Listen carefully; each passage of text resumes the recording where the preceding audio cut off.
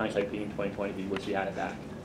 Well, yeah, I mean, I think, you know, as Tom Coughlin used to say, the bad play calls are the ones that don't work. So there's about 70 of them the other day, and that's one of them. And you know, we had moved the ball in the 2-minute mode, kind of the drive before, the ball bounces off one of our guys' hands and gets picked. And it would, you know, and then we were moving it again, you know, there at the end of the half. So kind of just stayed in that mode in terms of calling it. I thought we would offer some resistance to the end, that would have helped. But, you know, obviously in hindsight, you know, that's, you just, I guess, run the ball and get out of there. And we would have had to block the end on the run too. But, so yeah, I mean, obviously I'm looking to try to get the guy hurt. I mean, that was like, you know, a priority going in there. Obviously, 97 is probably the best defensive player in the country. 2 is not exactly any slouch. So it was going to be a difficult challenge all day. And it was a priority for us. And so, yeah, I think, you know, obviously you look at it, what we're going to get out of it, you know, probably a mistake.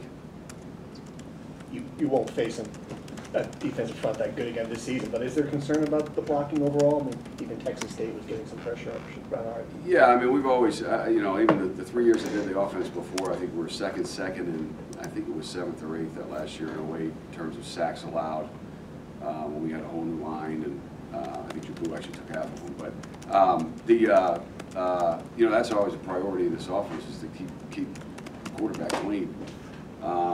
You know, I think things have changed even in that time in terms of the quality of pass rushers, especially in this conference. I mean, I don't think the guys at Michigan and the guys at coming on, there's going to be a lot more challenges. And, you know, these guys have some junior college guys they have cranked up in the last couple of weeks to go just scream off the edge and rush the passer. So it's a big job for the tackles, the backs, the tight ends, you know, whoever we involve in terms of, you know, trying to get a piece of those guys and help.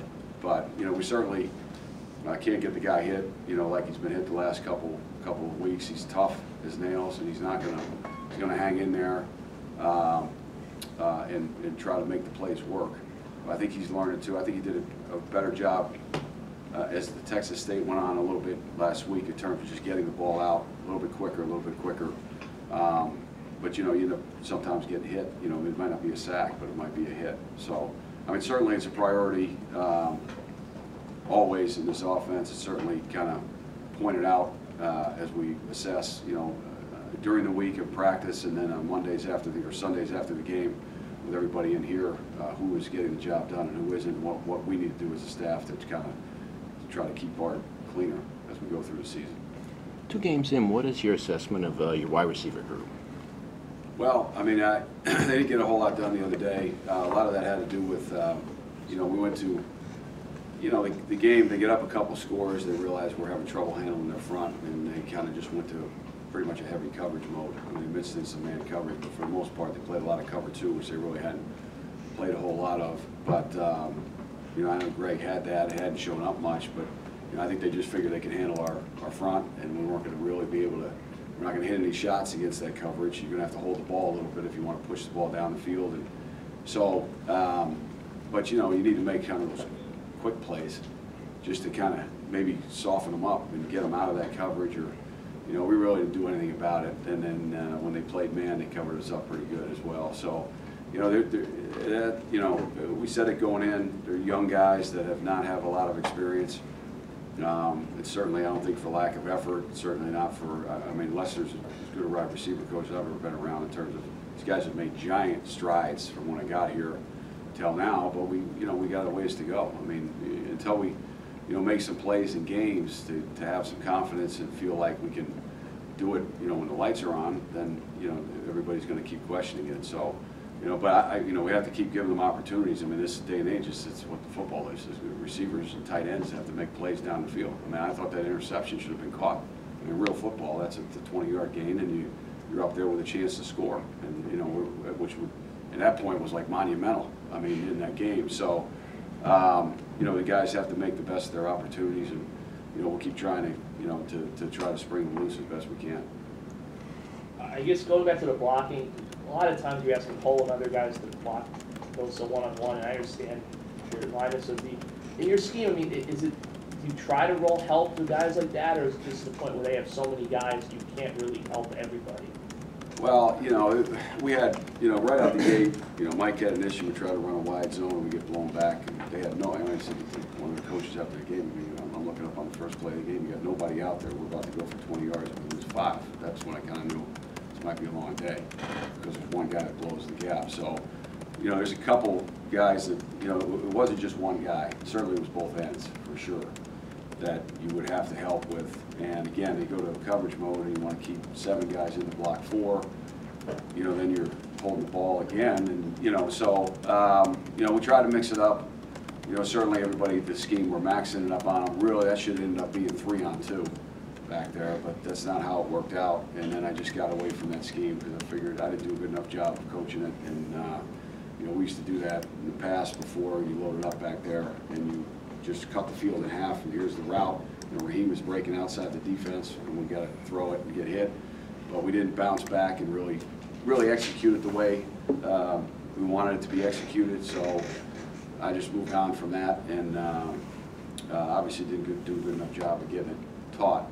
I think there was a couple times that you know, Jerome did a good job of chipping at times. Once on 97, once on 11, I think was in there. I think once on 2.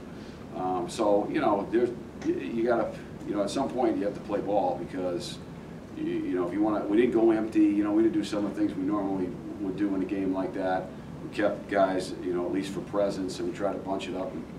But you know, if you try to double chip on every play, you know, first of all, the hard thing is for tackles sometimes to assure you that you're getting a chip, because if the guy's in a protection responsibility, then you don't know for sure you're getting it. So now if you short set the guy and the guy has to block a blitzer, then he doesn't get a chip. You know, so there's a lot that goes into it, and I think.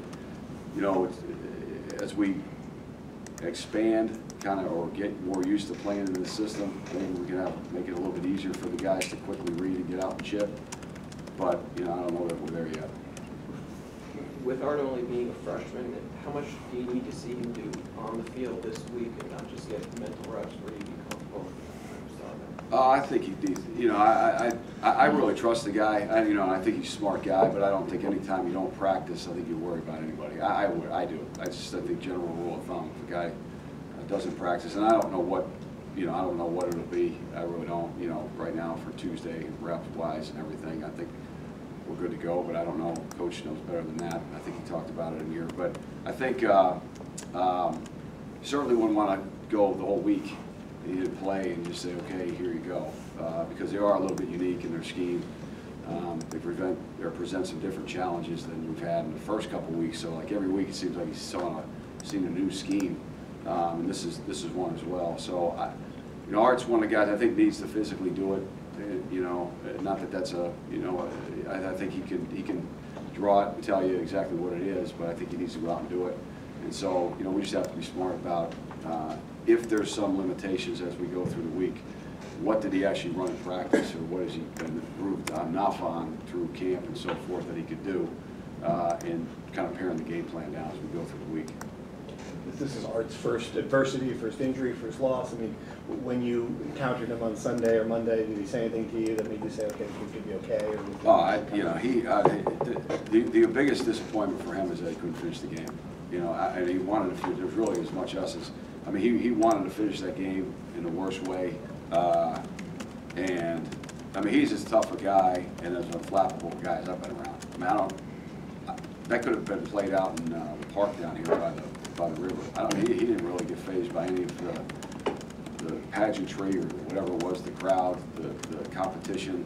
I didn't see any flinch at all, and it wasn't going well, and it was just like another. You know, the guy is focused and tough, and so you know, that was sort of his biggest, you know, obviously the performance in the game, but his biggest disappointment was he didn't finish the game. He didn't get a chance to kind of do anything about the first half, and I think going forward, I think the guy's just able to turn the page quickly. Maybe that's good.